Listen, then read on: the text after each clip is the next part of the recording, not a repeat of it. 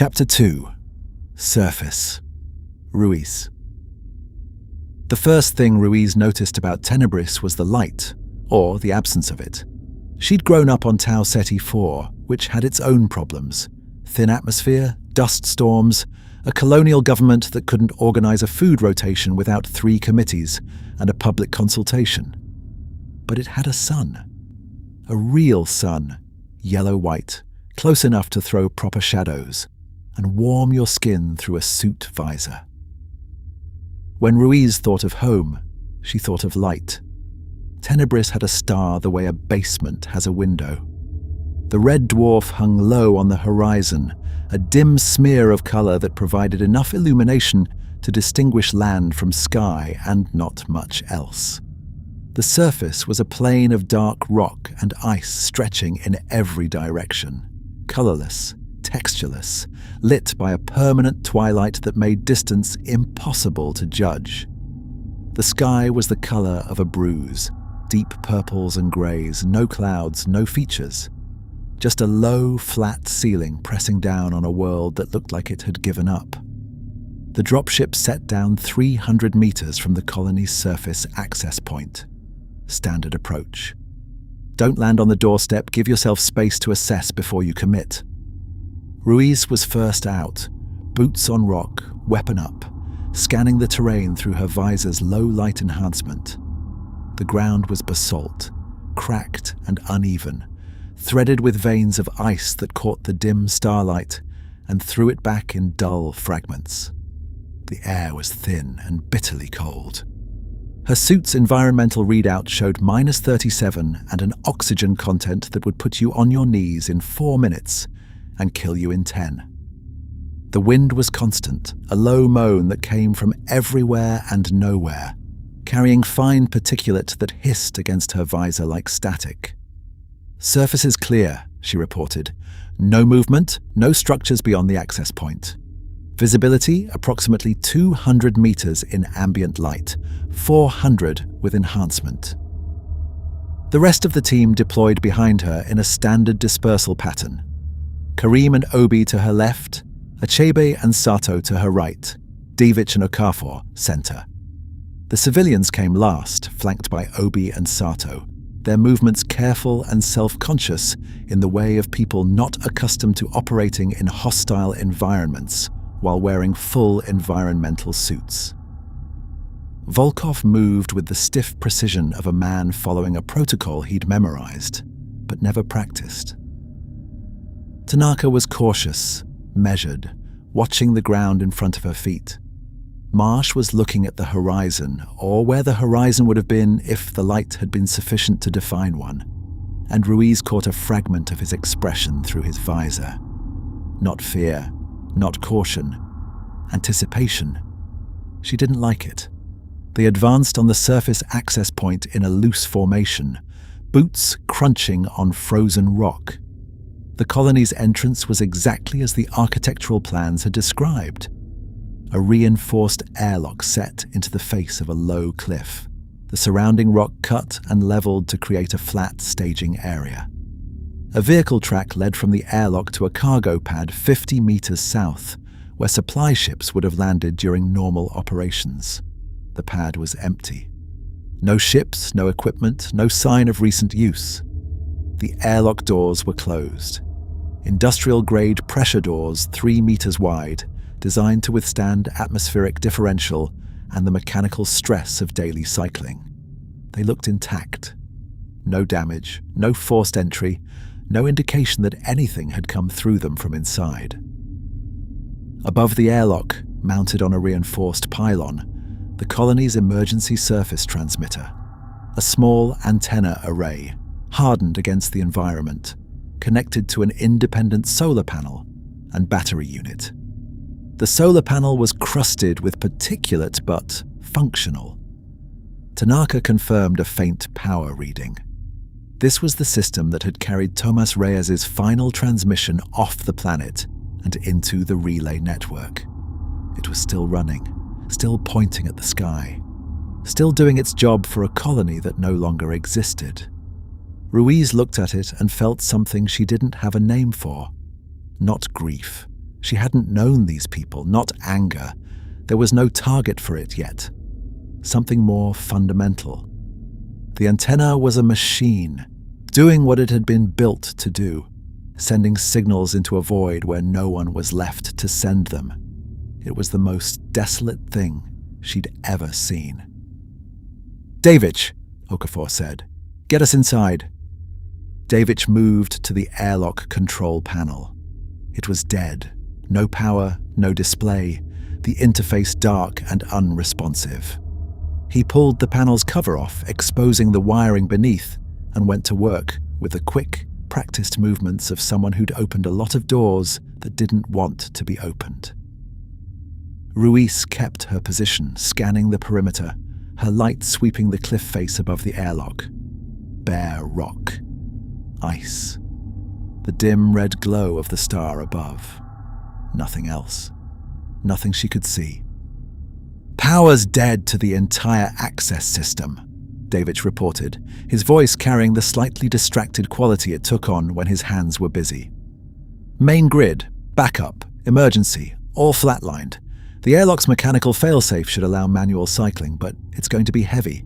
I need 2 people on the manual release." Kareem and Obi stepped forward. The manual release was a lever mechanism recessed into the doorframe. A last resort system designed for exactly this scenario: total power failure. It required brute force rather than electronics. Kareem and Obi braced themselves and pulled, and the airlock doors separated with a groan of metal that echoed off the cliff face and out across the empty plain. Cold air spilled out. Not the cold of the surface. A different cold, stale and mineral sharp, carrying a smell that Ruiz's brain categorized before her conscious mind could label it. She'd grown up on a frontier colony. She'd helped clear buildings after a reactor failure that had killed 40 people. She knew what death smelled like at various stages of decomposition, and the air coming out of Tenebris colony carried that signature underneath the mineral smell, faint but unmistakable. Old death, weeks old, the chemistry of human decay in a cold, sealed environment. Nobody commented on it. Everyone noticed. The airlock interior was a chamber roughly 4 meters deep and 3 wide. A transition space between surface and colony, designed to cycle atmosphere and temperature. The inner doors were also closed, also unpowered. Davidge repeated the bypass process. Kareem and Obi repeated the manual release. The inner doors opened onto darkness. Ruiz's helmet light activated automatically as the ambient light level dropped below operational threshold. The beam cut into the dark and found a corridor. The colony's main entrance passage, a reinforced tunnel leading from the surface access point into the upper level.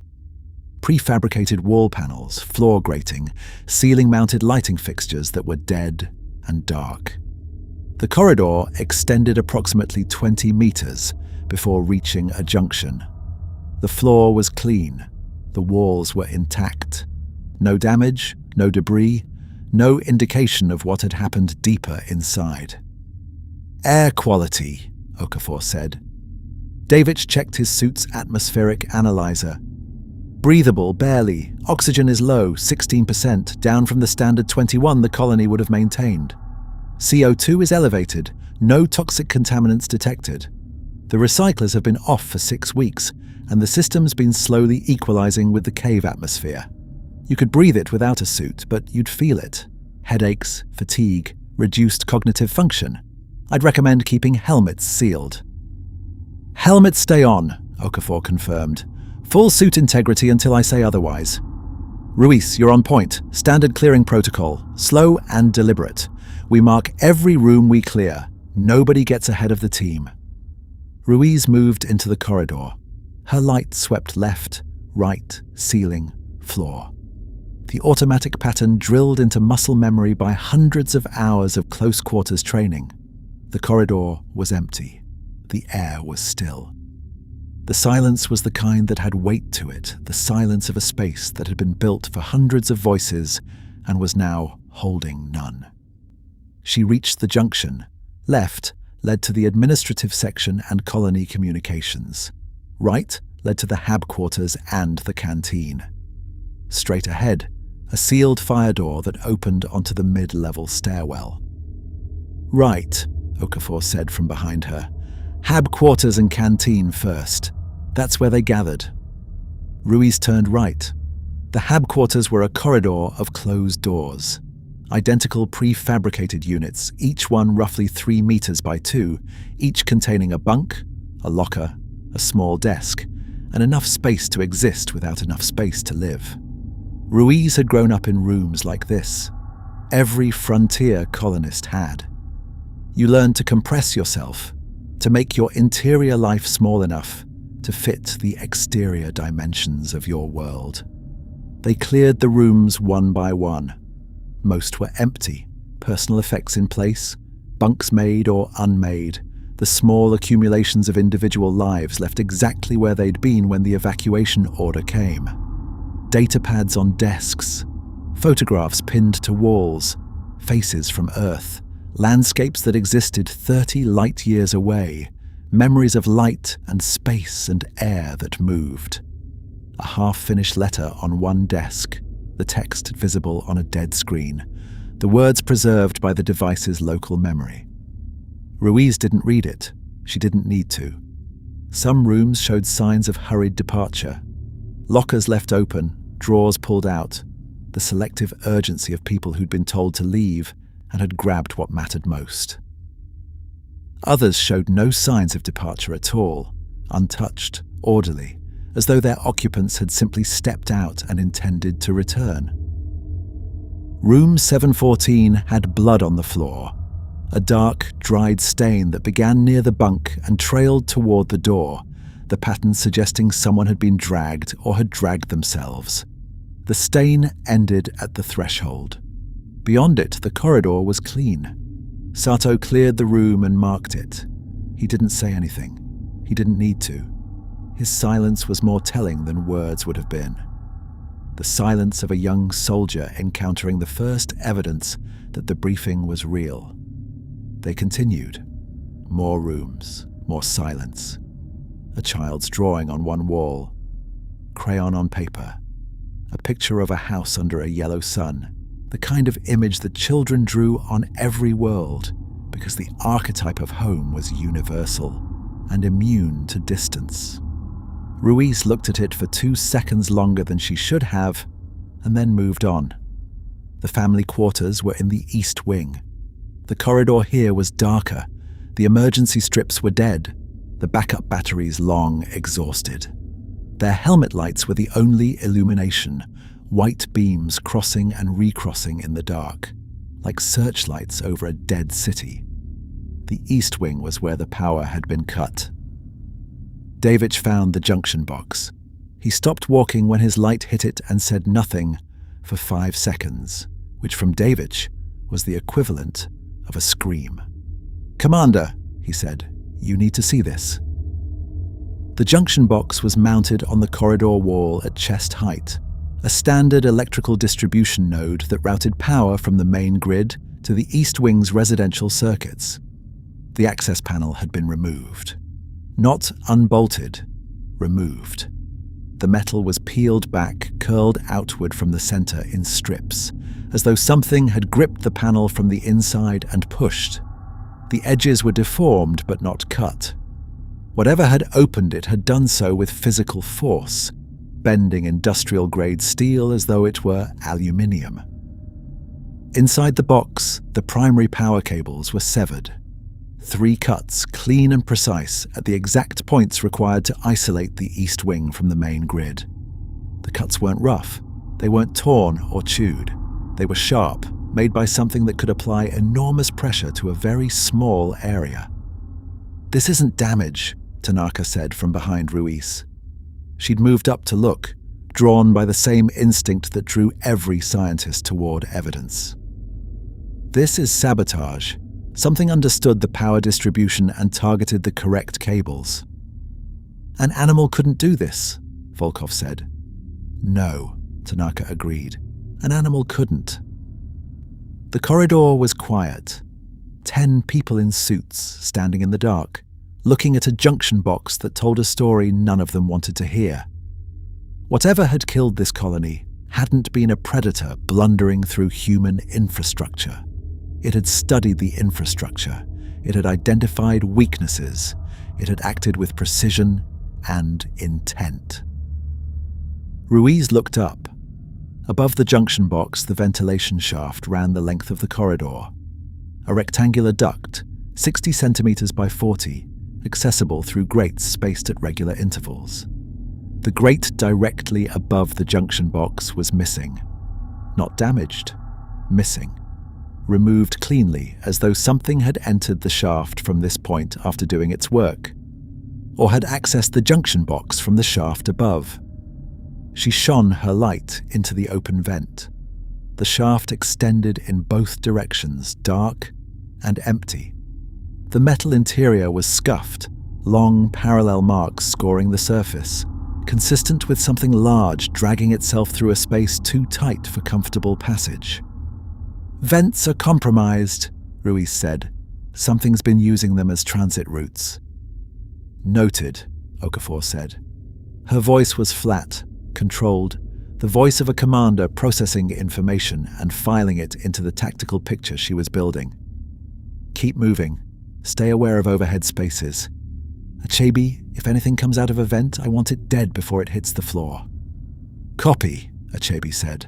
One word, all she needed. They moved on. Past the family quarters, small rooms with small bunks, some with 2 beds, some with 3. A crib in one room, empty, a blanket hanging over the edge. Ruiz didn't look at that room any longer than she had to. The east wing corridor opened onto a junction that led to the canteen. They could see the barricade before they reached it. Furniture, metal sheeting, storage containers, anything that could be stacked and braced, piled against the canteen's east entrance in a wall of improvised fortification that reached from floor to ceiling. It had been built from the inside. The people in the canteen had sealed themselves in. It hadn't been enough. The barricade was breached. A section near the top, where the stacked materials met the ceiling, had been forced inward. The metal sheeting was bent, the furniture splintered, the gap large enough for something to push through. Something large, something strong enough to displace several hundred kilograms of material. Beyond the breach, the canteen. Ruiz went first. She stepped through the gap in the barricade, boots finding purchase on the displaced furniture, and dropped into the room on the other side. Her light swept the space. "Oh God," Sato said behind her. The canteen was a killing floor. Overturned tables, shattered chairs, the serving line smashed, equipment scattered across the floor in pieces. The walls, the floor, the ceiling, all of it marked. Blood, dried to black, in quantities that the mind rejected before the eye could fully process. Spray patterns on the walls, pooling on the floor, in the depressions between tiles, gathered in dark reservoirs that had dried into a cracked, brittle skin. Drag marks, wide, heavy smears leading from the center of the room toward the ventilation shafts, toward the entrances, toward the dark spaces at the edges where the light didn't reach. And the bodies, what remained of them. They were not intact. Ruiz's mind tried to count and couldn't, because the remains weren't organized by individual anymore. They were distributed, scattered. Pieces of people separated from the holes they'd belonged to and left where they'd fallen or been dropped. She saw torsos without limbs, limbs without torsos. A rib cage opened outward, the bones splayed like fingers. A skull intact, sitting upright on the floor near the serving line, facing the entrance as though watching for someone who would never come. Not all 400, not even close. Maybe 30, maybe 40. The ones who'd been at the edges when the breach happened, the ones who'd been closest to the points of entry, the ones who hadn't been fast enough. The rest were gone, taken, dragged into the dark through the vents and the corridors and the shaft, to wherever the creatures had brought them, for feeding, for the life cycle, for purposes that the evidence in this room couldn't explain. Ruiz stood in the canteen and breathed. In, out. The suit filtered the air, but it couldn't filter the knowledge, the understanding of what this room represented. 400 people had been told they were safe here. They'd been promised that armed guards and sealed vents and barricaded doors would be enough. They'd huddled in this room with their children and their fear and their trust in the people who were supposed to protect them. The things had come anyway. She became aware that the team had entered behind her. Nobody was speaking. Karim was motionless near the barricade, his light fixed on a point on the far wall. Obi was scanning the perimeter with methodical precision, his training overriding whatever he was feeling. Sato was standing very still, his light pointed at the floor, not moving. Achebe had positioned herself near the main entrance, weapon oriented toward the corridor, doing her job because her job was the only thing between her and whatever reaction the room was demanding. Marsh was taking photographs. Tanaka was not. Tanaka was standing near the center of the room with her eyes closed, her lips moving slightly. Ruiz didn't know if she was praying or counting or simply trying to process. It didn't matter. Everyone processed a room like this in their own way. The ones who didn't process it at all were the ones you worried about. Volkov had removed himself to the barricade and was standing with his back to the room, facing the corridor. His hand was on the wall. He was breathing in a controlled pattern that suggested he was preventing himself from vomiting. "Document everything," Okafor said. Her voice was the same as it had been in the briefing room. Steady, operational, the mask in place, doing what masks do. "Davidge, get into the colony's local network if you can. Any terminal with battery backup. I want security logs, medical records, communications. Everything. Tanaka, the ventilation grates. I want your assessment of what breached them and how." She paused. Her light swept the room once, slowly, a commanding officer surveying a battlefield that had been lost before she'd arrived. "Karim, what are you looking at?" "The wall," Karim said. "Far side, 11 o'clock. Ruiz turned her light to follow his. The far wall of the canteen, behind the serving line, above the wreckage. Something was there. Marks on the composite paneling, shallow grooves that caught the light differently from the blood spray and the structural damage. They moved closer. Ruiz kept her weapon up, one eye on the room, one on the wall. The marks resolved as they approached. Not claw marks, not damage. Letters, carved into the paneling with something sharp. A piece of metal, a tool, a fragment of broken equipment. The letters were uneven, shaky, cut by a hand that was either injured or trembling. They were shallow but legible. 2 lines, scratched into the wall of a room where people had died, by someone who'd had time and presence of mind to leave a message while the world ended around them. "They come from below.